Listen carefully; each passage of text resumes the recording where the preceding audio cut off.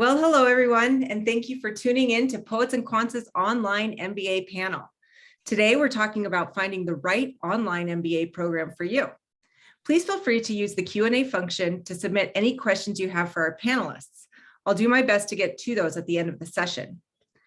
We'll begin by getting to know our panelists right now. Today, I will be joined by Jennifer Lampton, Assistant Director of Admissions at Johns Hopkins Carey Business School, Tracy J. Hess, Associate Dean of Graduate and Professional Programs at UMASS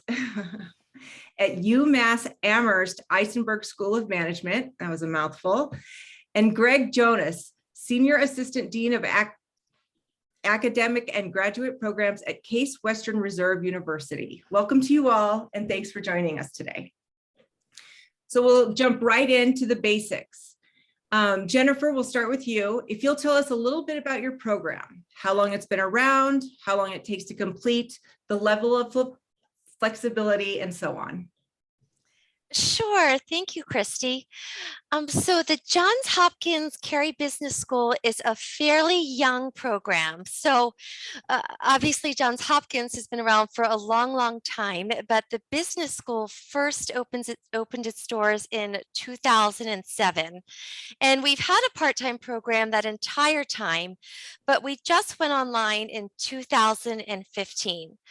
We currently have approximately 2,700 part-time students, which comprises about 60% of the program.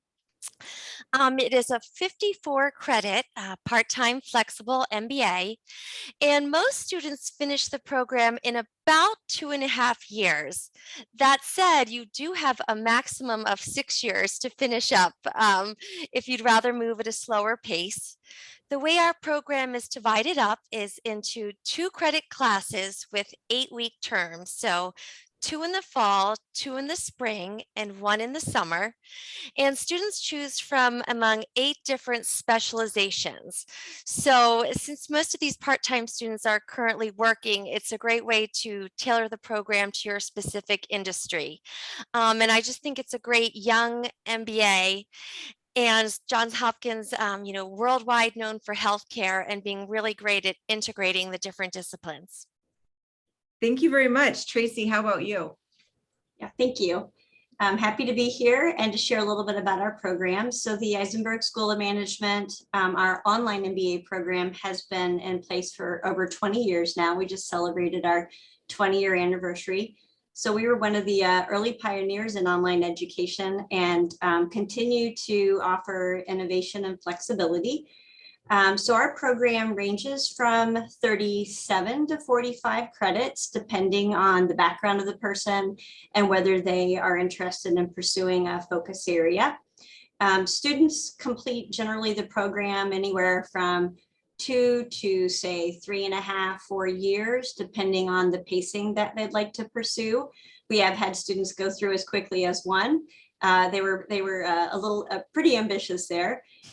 So we offer opportunities to take classes really year round. So our fall and spring semesters are traditional lengths around 13 weeks. We have a winter session of 6 weeks and then 2 summer sessions of 6 weeks, which really helps students to pace themselves, plan out their schedule, take a break as needed, or just go straight through if they're eager to complete the program. Our class selection and delivery is flexible. We have focus areas in analytics, finance, marketing, healthcare is a big area for us, and also management. And I'll share a little more about our mode of delivery later. All right, great. Greg, how about at Case Western? Yeah, thank you for this opportunity to talk about the program. We're clearly the youngest program out of this group. We spent a number of years thinking about it in the design stage, but actually just launched enrollments a year ago. So we're running our first cohort through the program right now.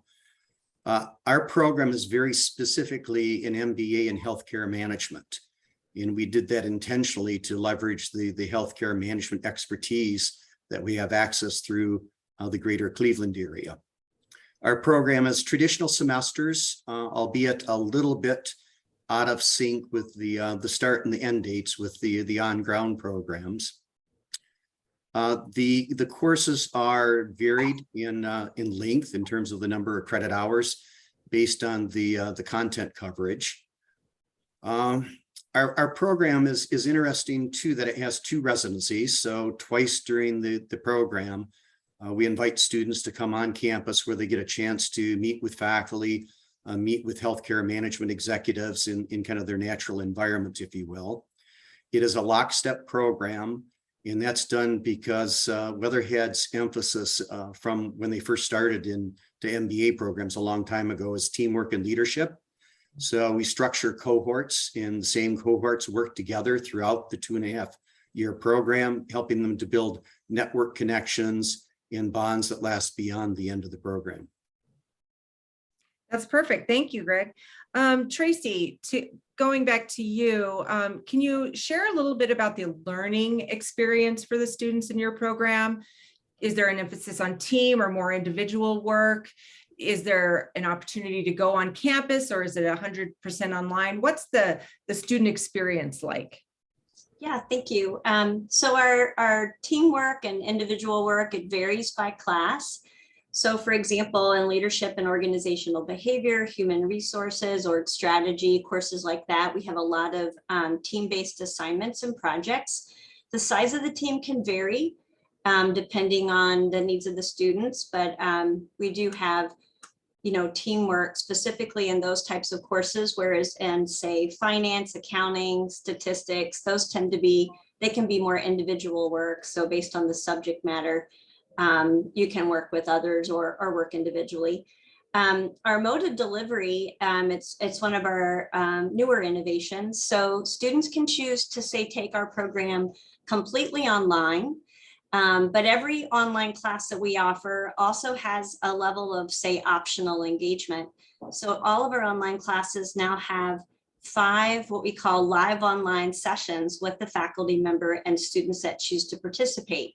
So again, it's optional, but if you'd like to join in to, say, 5 live online classes with the faculty member and students can engage, meet others, and get to know the faculty member a little better. In addition, we have hybrid, some in-person options at our satellite campuses and on our main campus.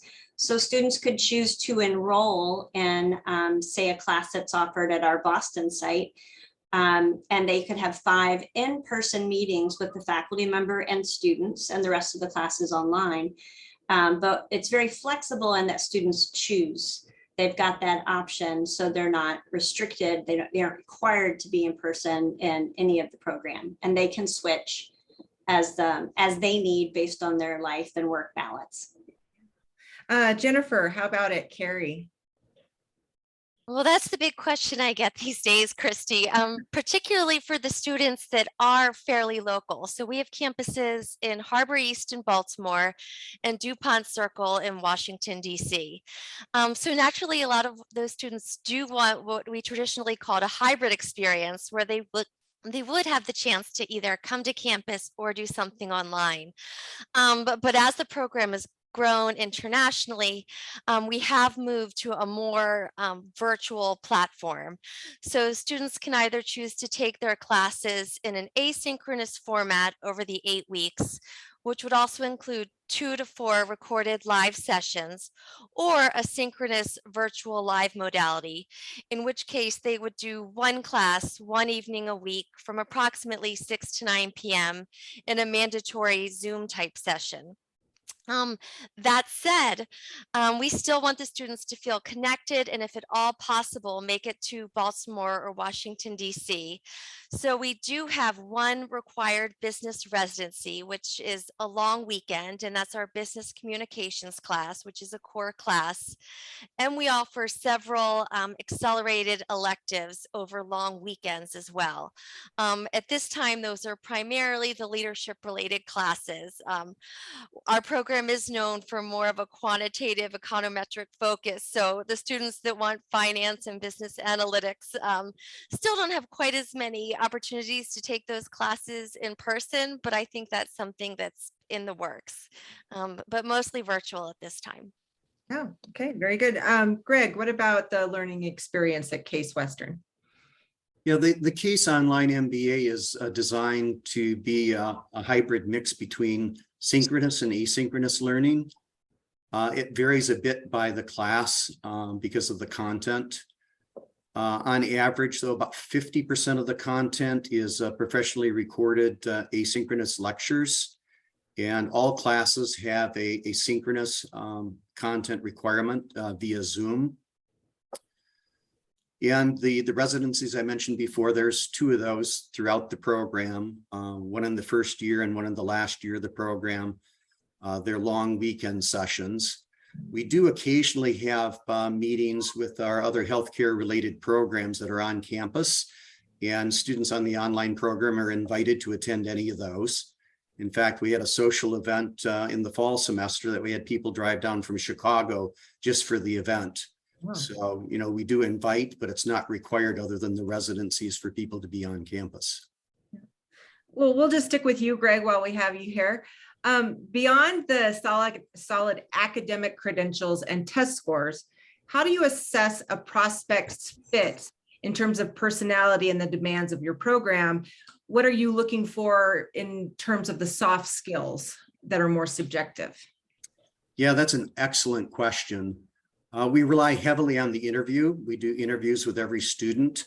And of course, they're done virtually via Zoom.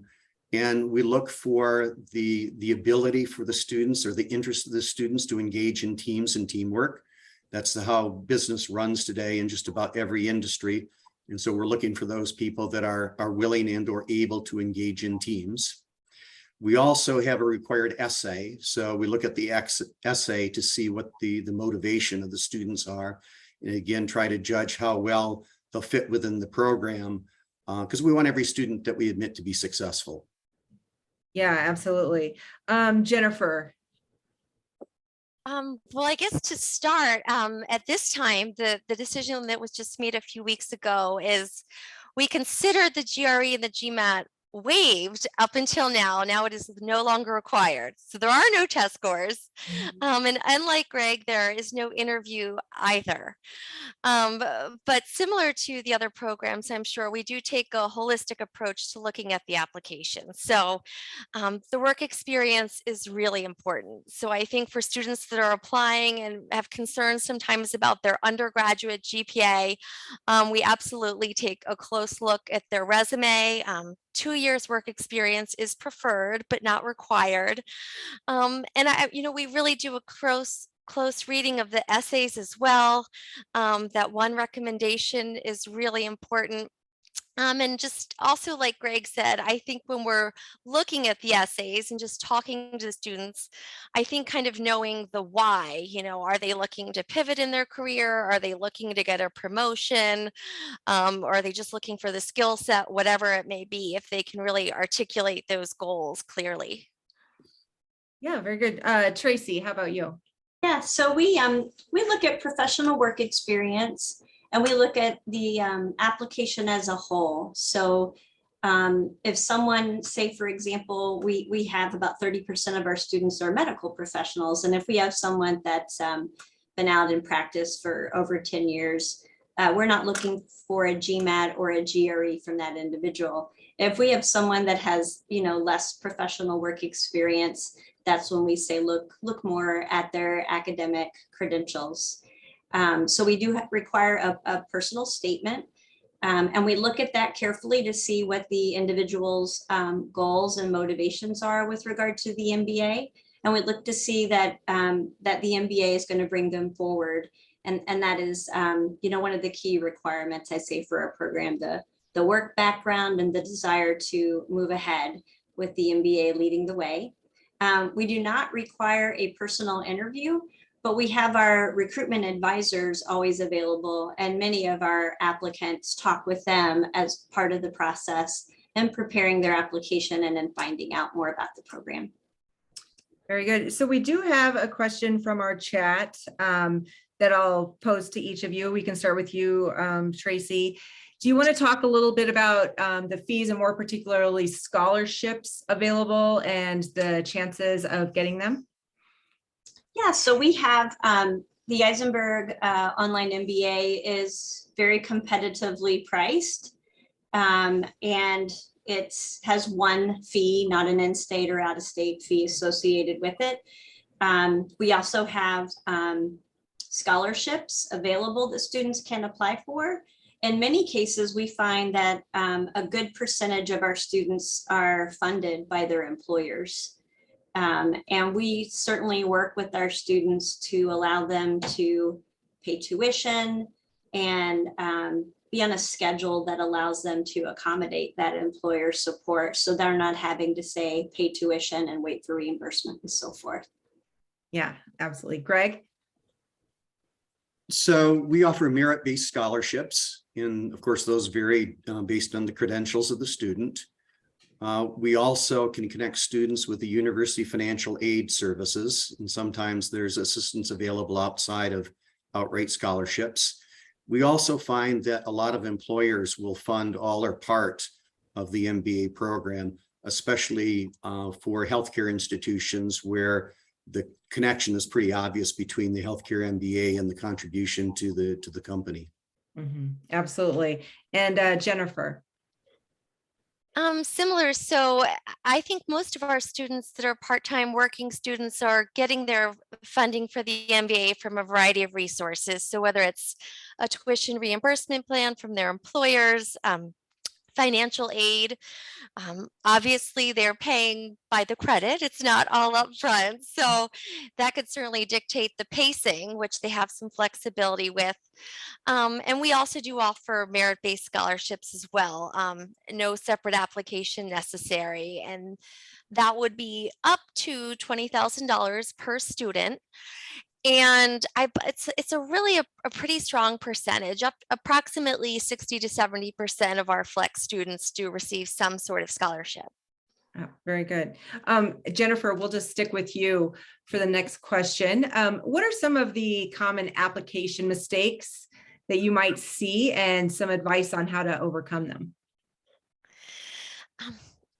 As a former career advisor, that's my primary background, I probably pay a little more attention to the essays than most. And I would say that is one area where some applicants at times I think could, stand to spend a little more time planning. Okay, so first of all, just brainstorming, really thinking about their career goals, laying out an outline, doing a little research on the Carey Business School. And then I always tell the students, please get at least 2 people to do a proofread. So these are only 300 to 500 word essays, so that's 1 page each. But I think that is an area that lots of students could stand to spend a little more time. And I tell the students, this isn't journalism school you're applying to, but it is important that you have strong writing skills and that it's direct and concise and you can really lay out your goals. Yeah, absolutely. And Tracy? Yeah, so I would say one of the most common application mistakes that we see is more about the process, and that is to say, some students want to wait until their application is complete before they submit.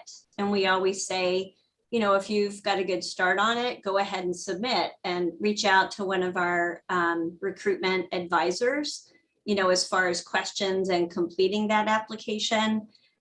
Utilize them as a great resource, but don't wait, and don't be as concerned about the application, and use our recruitment staff to help with the process. Oh, good advice. Greg, any thoughts on that? Yeah, the most common problem we see in the application process is just missing information. So we can't finish the final admit decision until we have complete information. The other second biggest opportunity that we see is essays that aren't articulated very well to help describe, the student's background and motivation. And in all of those cases, we do have an onboarding person that can help advise students in the application process. Yeah. Tracy, how would you say your online program replicates the networking, mentorship, career development opportunities that are, front and center of the in-person experience? to what extent are industry professionals and leaders interacting with the online MBA students? Yeah, so I feel like we really, I won't say replicate, right? Because I feel like students in the online MBA who are working professionals, right, maybe have a little different need than those that are, on campus and going to school full time, but we certainly have the same level of service. So for example, and I feel like the pandemic, the silver lining of the pandemic was that we learned how to do that even better than we did before. Our classes do bring in outside professionals. The new level of engagement we've added to all of our online classes where students have those opportunities to meet with the faculty member and others, right, really brings students together. We also have small group orientations where students have an opportunity to meet those that are starting the program when they are. Our career and professional development services are offered at the same level and frequency as they are for our on-campus programs, albeit a little different focus, right? I would say about 85% of our online students are career advancers as compared to, say, career switchers. And so our career and professional development opportunities are designed for that population. And Greg, what about at Case Western? So at Case Western, the opportunities for networking seem to be actually better than the on-ground programs, because we've got faculty that can bring in industry professionals from other countries. And we've been able to do that with just about every class so far. And it makes it much more exciting for the students to have that broader global diversity in terms of industry experts that they can interact with. In terms of career services, similar to what Tracy was saying, most of our students are not career changers. They're looking for an advancement. And so although they have access to all of our career services on a virtual basis, we find not as many take advantage of that because they're looking to move up within their current organization. We also, students have access to any of our on-ground activities, as I mentioned earlier. And in addition, they'll also have access. We do a large number of webinars that are on topic. And so they have access to that, which is kind of an outside the classroom activity, but can be very, very important. Yeah. And Jennifer. While understanding that part-time students have many other life commitments, when I talk to them up front, I always address this question and still reassure them that everything that we offer for the full-time program, be it experiential learning like our community consulting lab, internships or partnerships with career development officers, access to Handshake, our online platform.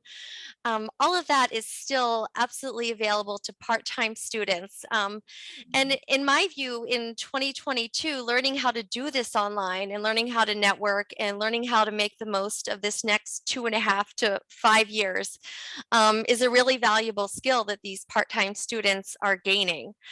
That said, the old-fashioned part of me tells them, even if you feel really, really busy, this is still 3 years of your life at Johns Hopkins. So if you can possibly do one of our global immersion experiences or attend the business communications residency, it would definitely benefit you to do so. Yeah, very good. Jennifer, we'll just stick with you. What advice do you have for applicants about how to choose the program right for them and their career aspirations and their personal values? What should they be thinking and asking about themselves? Oh, great question. My notes. I think it definitely starts with, as a former career advisor, so some career exploration or personal, kind of a time to sit down with yourself and really going back to those essays, answer the question why. I encourage students to have a theme throughout their application. So, whatever it is that your essays are saying, if that's reflected in your resume and is also reflected in your recommendation, that's a great idea. Since they already tend to be on their way in their career, I think doing the research, talking to admissions officers, former students, people that they work with is a great idea, because obviously all of us here today come from programs that have a pretty high percentage of healthcare related folks, but not everywhere is like that. I talked to a student today who was considering one other program, who had attended an info session, and he said, there was no one in analytics in the room. They were all in finance. So I think really getting an idea of who your classmates are going to be is part of doing your due diligence as well. Yeah, that's important. Tracy, how about you? So I would encourage prospective students to think about the timeline that they would like to pursue, right, and completing their MBA, and to consider what kind of flexibility they need.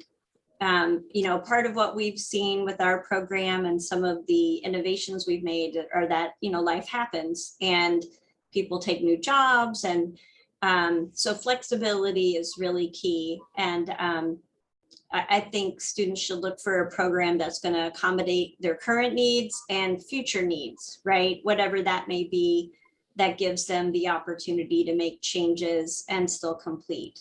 That would be my main recommendation, is just to think about what could happen in the next 1 year, 2 years, 3 years, and pick a program that's going to support them through that. Yeah. Yeah. Greg, any thoughts on this one?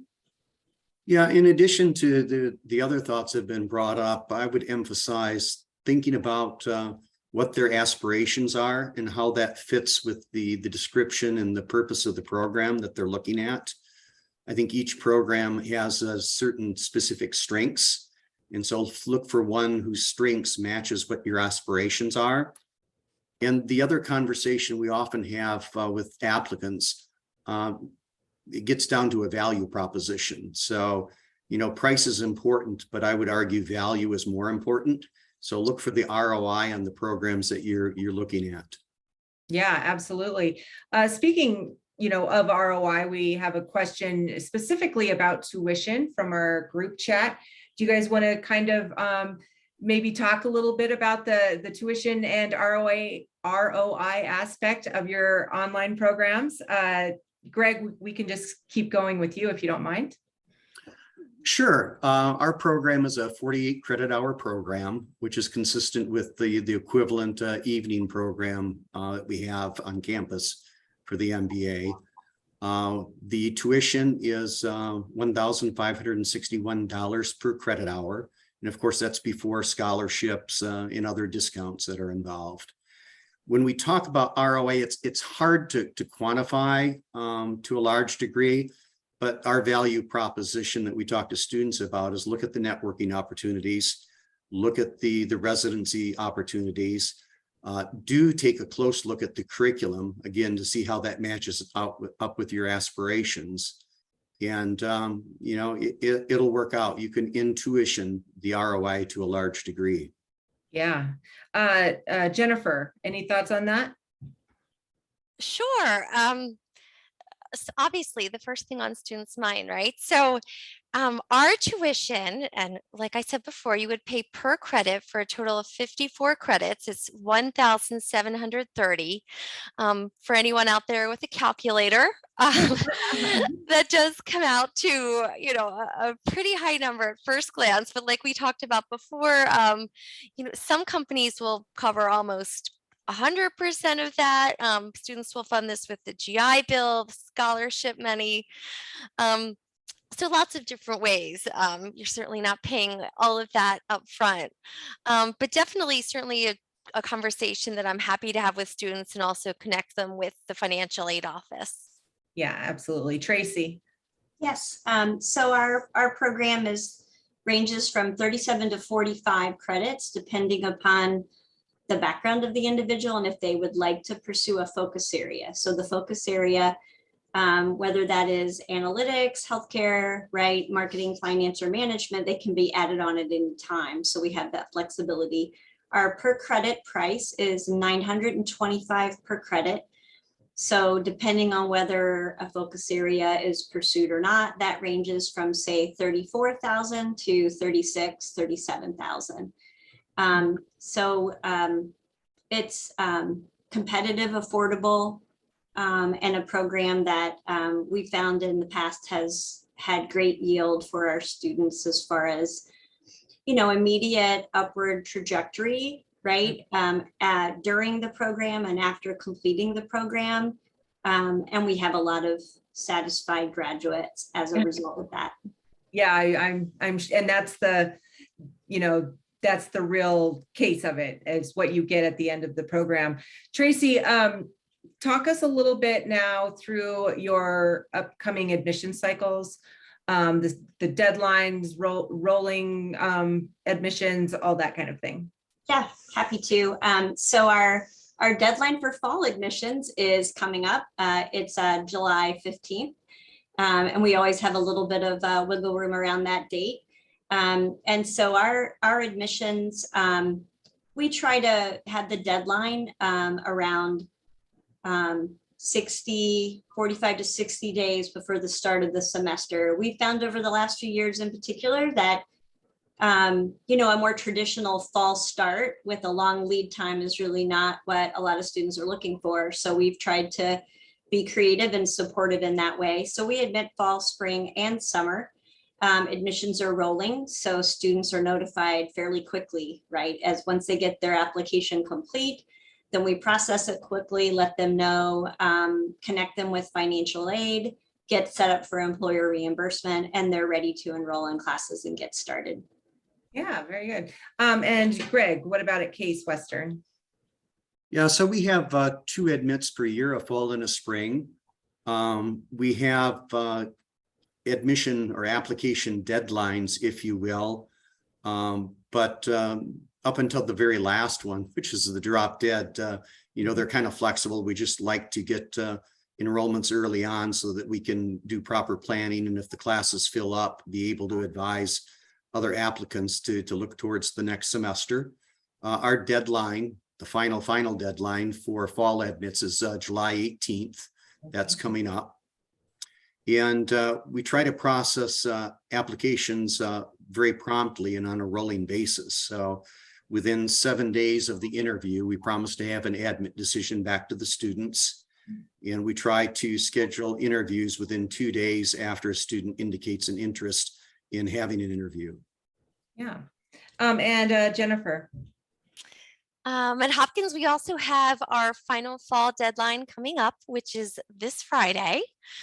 So working with those few last minute students who saved the essay for the last minute.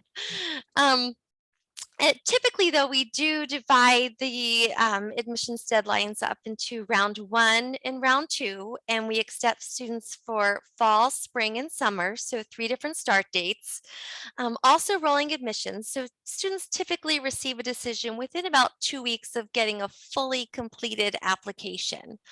The reason being for the round 1 and the round 2, I tell students, is the sooner you can get that application and the more access to scholarship money. But if you're one of those that's a little more on the last minute side, you would still have a strong chance of acceptance. Very good. Well, we still have a little bit of time left. So I'll let each of you kind of maybe close out with your closing case. And please, tell students the best way to learn more about your institution and program. Okay. And Tracy, we'll start with you. Great. So I'll lead with, if you're interested in learning more about our program, a quick way to reach us is grad@isenberg.umass.edu. And our recruitment advisors will get in touch with you very quickly to provide more information. I would say as far as our program and its strengths, we do have right now about 1,500 online students in our program at various stages of completion across a wide variety of industries. And I think that creates a welcome environment for professionals of all backgrounds. I think that's a strength of Isenberg, our high quality faculty, our academic advisors, our recruitment advisors, and our career coaches, kind of, our three-pronged support for our students that are always ready and willing and able to support them. And I hope that everyone attending or watching at a later time will give us a shout out and hear more about our program. Yeah. Greg, how about at Case Western?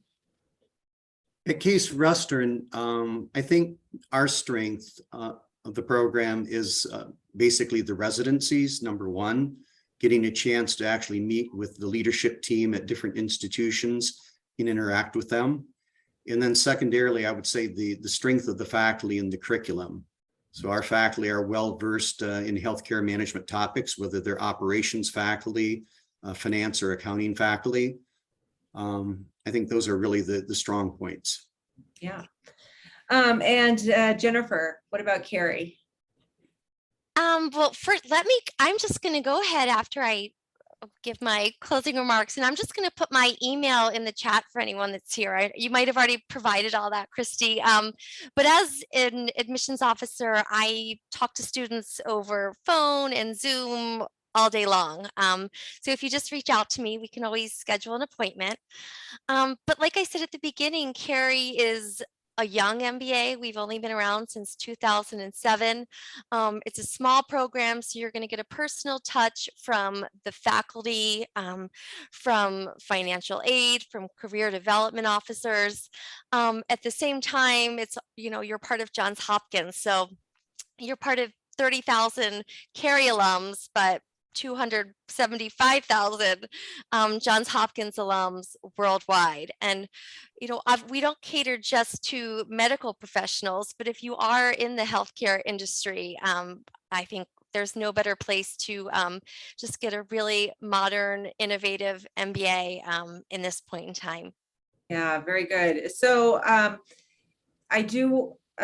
we do have one more question coming over the chat that might put you on the spot a little bit.